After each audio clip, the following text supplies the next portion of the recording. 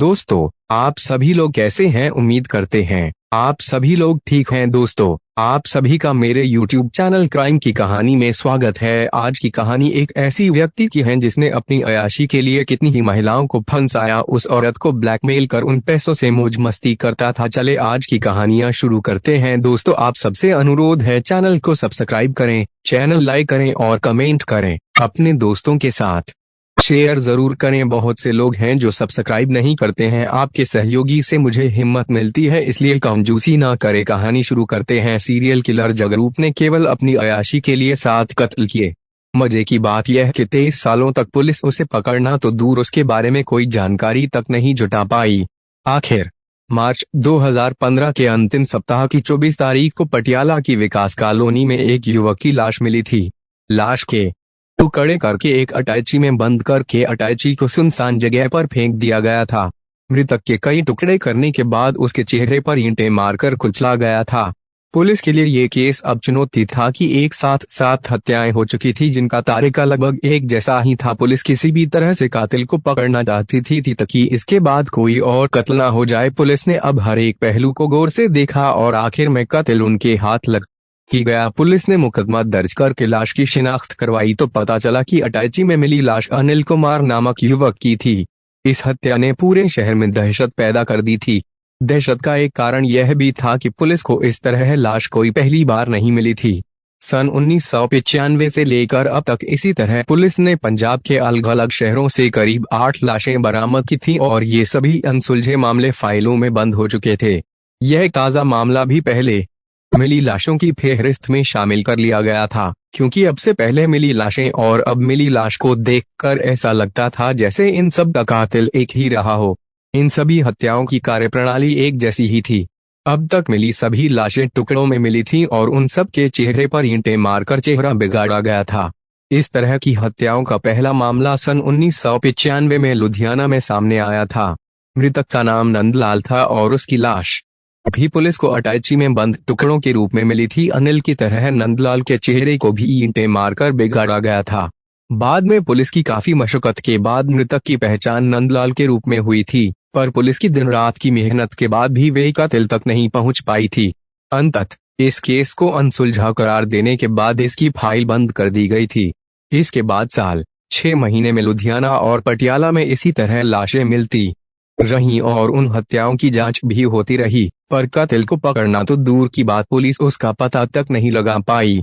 समय के साथ साथ हत्याओं के ये सारे केस फाइलों में बंद होकर रह गए थे, लेकिन अनिल की इस ताज़ा हत्या ने एसपी देहात हरविंदर सिंह विर्क का ध्यान अपनी ओर आकर्षित किया और उन्होंने इस तरह हुई हत्याओं की सभी फाइलें मंगवाकर उनका बारीकी से अध्ययन करने के बाद हत्यारे को पकड़ने का काम डीएसपी सौरभ जिंदल को सौंप दिया।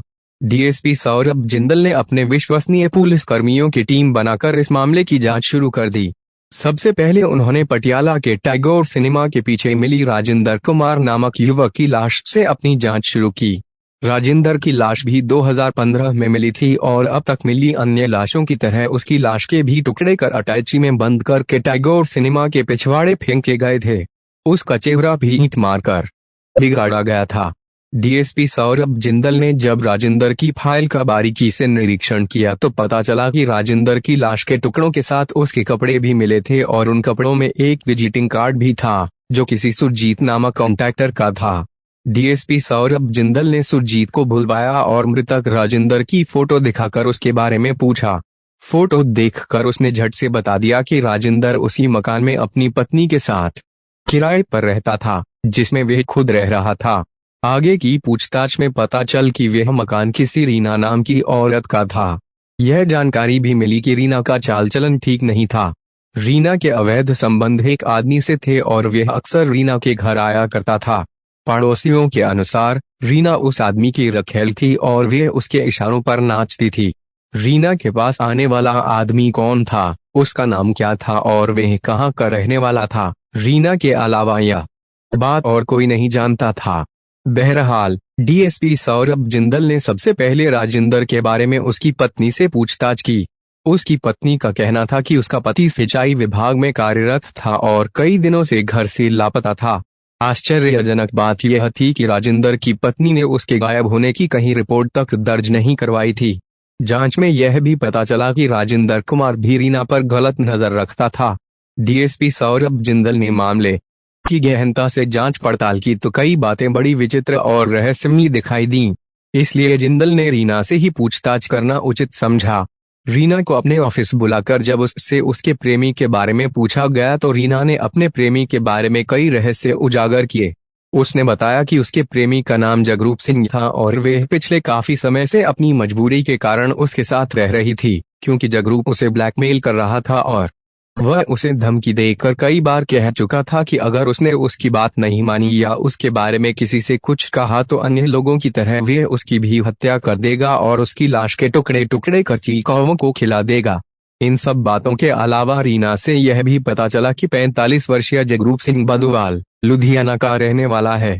बदोवाल में जगरूप कहाँ रहता था, इस बात का रीना को पता नहीं था। डीएसपी सौरभ जिंदल के आदेश पर की पुलिस टीम ने बड़ी मेहनत करने के बाद लुधियाना के बद्दोवाल में जगरूप का घर ढूंढ निकाला, पर इतनी मेहनत के बाद यहां भी पुलिस के हाथ निराशा ही लगी। दरअसल जगरूप को किसी तरह से यह सूचना मिल गई थी कि पुलिस ने अब तक हुए ब्लाइंड मर्डर्स की फाइलों को खोलकर नए सिरे से जांच शुरू कर दी है और जल्द ही पुलिस उस तक पहुंचने वाली है। इसीलिए वह अपने घर बद्दोवाल से फरार हो गया था। जगरूप की गिरफ्तारी को लेकर पुलिस ने रेड अलर्ट घोषित कर जगह जगह उसकी तलाश में छापेमारी शुरू कर दी। इस बीच पुलिस को पता चला कि जगरूप लुधियाना के जालंधर बाईपास इलाके में कहीं रह रहा है। दिन रात मेहनत करके पुलिस ने उसका ठिकाना ढूंढ तो लिया, लेकिन पुलिस के वहां पहुंचने से पहले ही वे वहां से भी फरार हो गया। पुलिस खाली हाथ पटियाला लौट आई।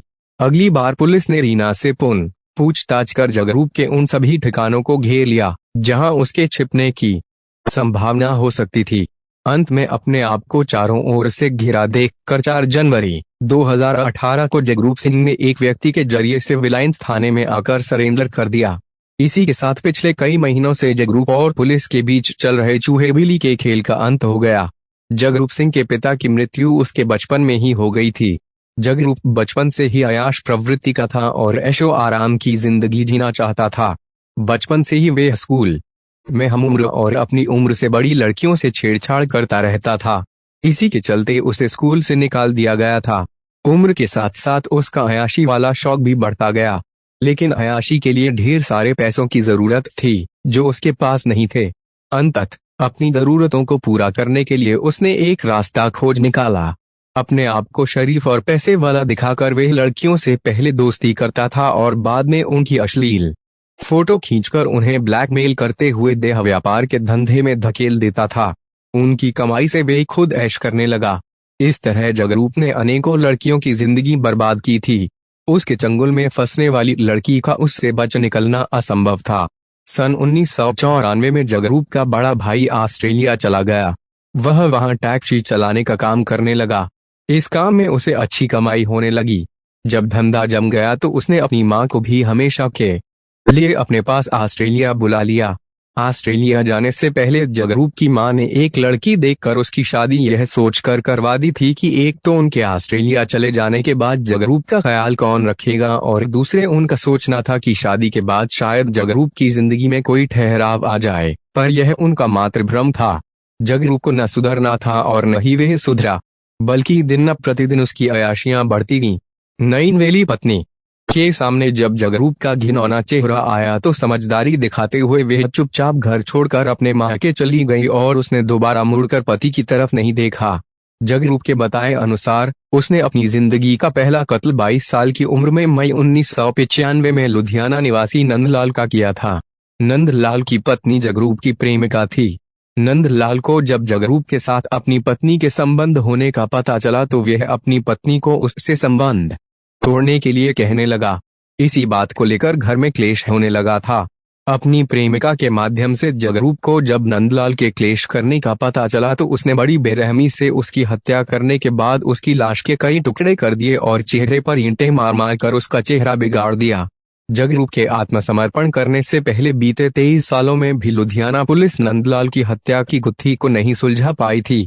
इस बीच नंदलाल की हत्या के बाद पुलिस को या किसी अन्य व्यक्ति को उसके कार्यकलापों पर संदेह न हो, इसके लिए दिखावे के तौर पर जगरूप ने ऑटो रिक्शा चलाना शुरू कर दिया था। पर उसका असली धंधा वही रहा। नाजायज संबंधों के चलते साल 1995 से अब तक 7 कत्ल करने वाला सीरियल किलर ऐशो और आराम की जिंदगी जीने के लिए लड़कियों से गलत काम करवाता रहा। जगरूप के पकड़े जाने से कई ब्लाइंड मर्डर केस जो पुलिस की फाइलों में बंद हो चुके थे, खुल गए। जगरूप ने अब तक लुधियाना और पटियाला में 7 हत्याएं करने का अपराध स्वीकार कर लिया। एसपी डी हरविंदर सिंह विर्क के सामने जगरूप ने यह भी स्वीकार किया कि वह 2 कत्ल के केसों में 4 से 5 साल तक जेल में भी रहा है। पुलिस जगरूप के इस बयान की जांच करेगी कि वह किन किन केसों में जेल गया भी था या नहीं।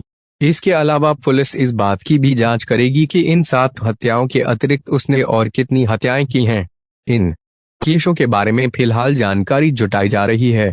पुलिस के मुताबिक जगरूप सिंह महिलाओं के साथ संबंध बनाने के लिए उतावला रहता था। उसका शिकार अधिकतर खूबसूरत विधवा या तलाकशुदा महिलाएं ही बनती थीं।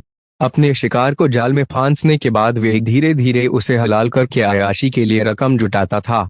अब तक जगरूप ने कितनी महिलाओं को अपनी हवस का शिकार बनाकर उन्हें देह व्यापार के धंधे में झोंका, पुलिस इस बात की भी जांच कर रही है। हालांकि जगरूप को अदालत में पेश करके जेल भेज दिया गया है, फिर भी समय समय पर पुलिस पूछताछ के लिए उसका रिमांड लेकर वास्तविकता तक पहुंचने का प्रयास कर रही है। अब तक की गई पूछताछ से यह बात सामने आई कि आरोपी पहले महिलाओं को अपने प्रेम जाल में फंसाता था और फिर जबरदस्ती उनसे धंधा करवाकर पैसे बनाता था। अगर कोई उसके बीच में आता था तो वह उसे बड़ी बेरहमी के साथ मार देता था। अब तक उसने जितने भी लोगों को मौत के घाट उतारा था, सभी हत्याएं उसने बड़ी निर्ममता के साथ की थीं।